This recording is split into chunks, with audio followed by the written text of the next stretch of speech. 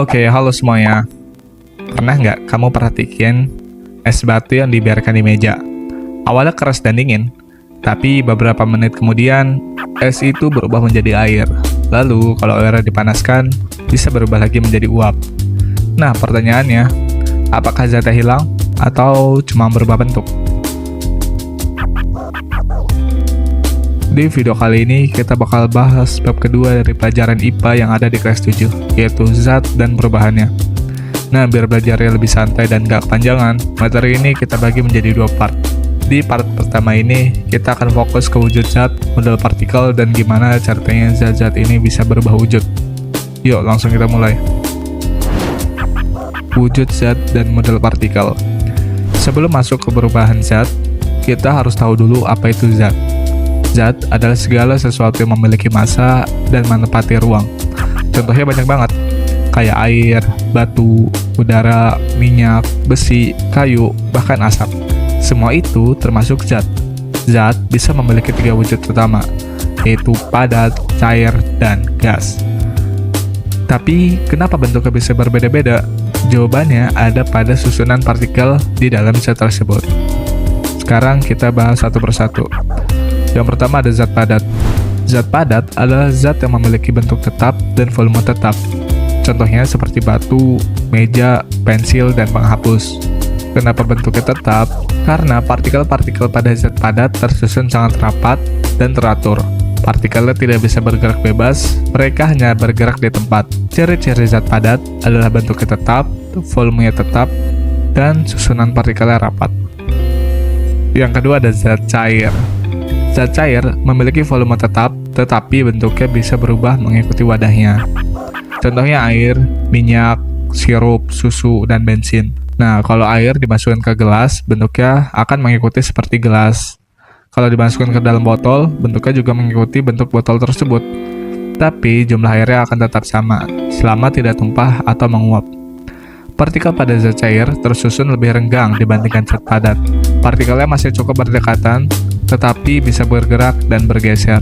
Ciri-ciri zat cair adalah bentuknya mengikuti wadah, volumenya tetap, dan partikelnya bisa bergerak lebih bebas dibandingkan zat padat. Kemudian yang terakhir ada zat gas.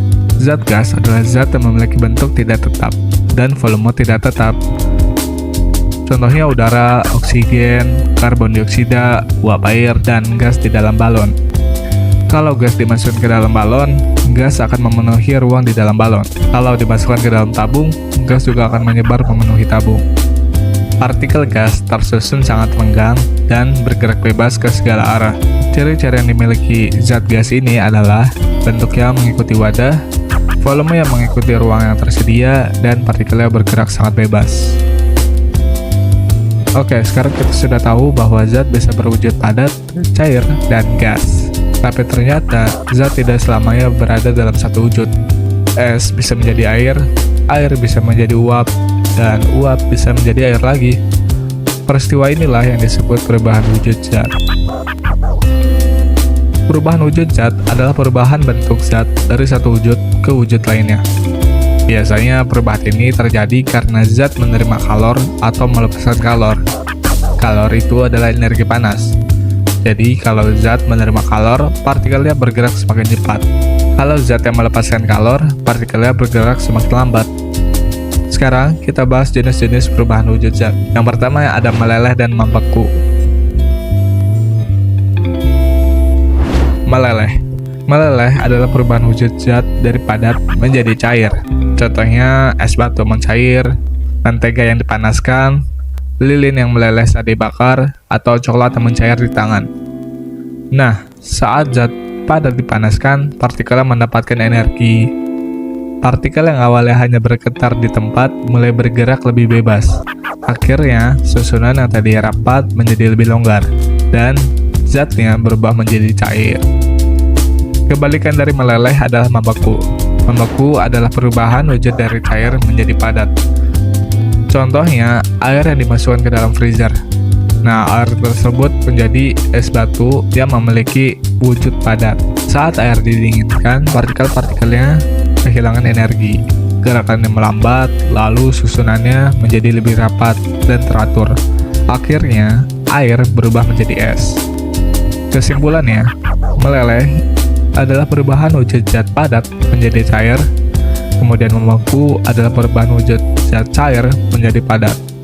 Yang kedua ada menguap dan mengembun. Menguap adalah perubahan wujud dari cair menjadi gas. Contohnya, air yang dipanaskan hingga menjadi uap, pakaian basah yang kering saat dijemur, atau genangan air yang hilang setelah terkena panas matahari. Saat zat cair menerima kalor, partikel-partikelnya bergerak semakin cepat. Sebagian partikel akhirnya lepas dari permukaan cairan dan berubah menjadi gas. Nah, kebalikan dari menguap adalah mengembun. Mengembun adalah perubahan wujud dari gas menjadi cair. Contohnya ketika kamu membeli sebuah 1 cup es teh. Nah, lama-kelamaan ada tetesan air di luar gelasnya kan? Nah, itu bukan karena kabel bocor, tapi tetesan itu berasal dari uap air di udara yang menyentuh permukaan gelas yang dingin, lalu berubah menjadi air. Contoh lainnya adalah embun di daun pada pagi hari. Jadi, kesimpulannya, menguap adalah perubahan wujud zat cair menjadi gas, lalu mengembun adalah perubahan wujud gas menjadi cair. Yang ketiga adalah menyublim dan mengkristal.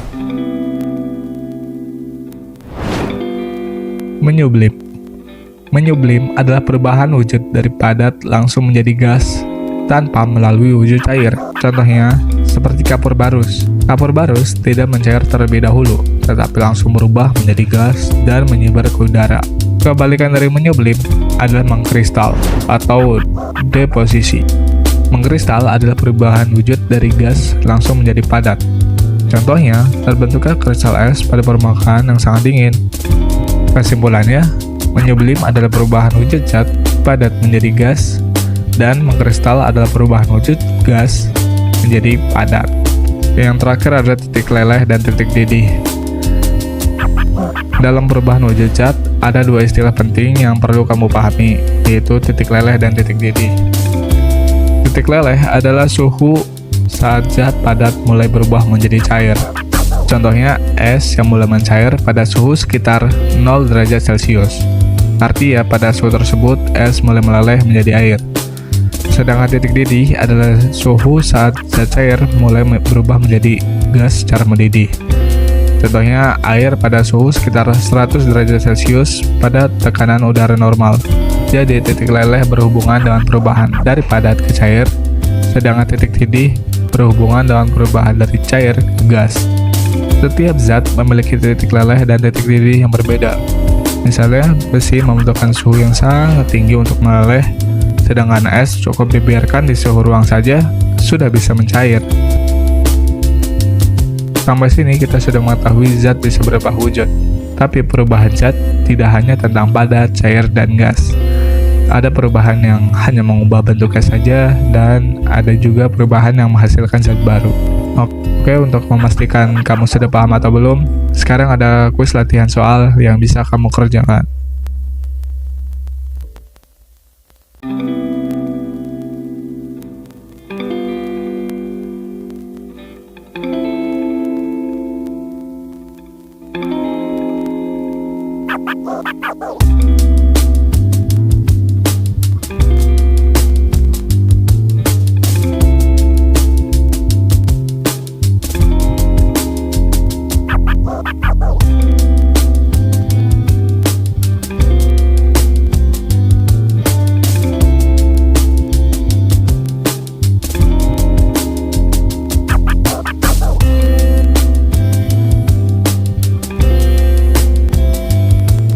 Gimana? Udah mulai paham sama materinya? Di video part 2 nanti, kita bakal bahas kelanjutannya yang gak kalah seru, yaitu perubahan fisika, siklus air, perubahan kimia, dan kita bakal ngitung-ngitung sedikit tentang kerapatan zat atau massa jenis.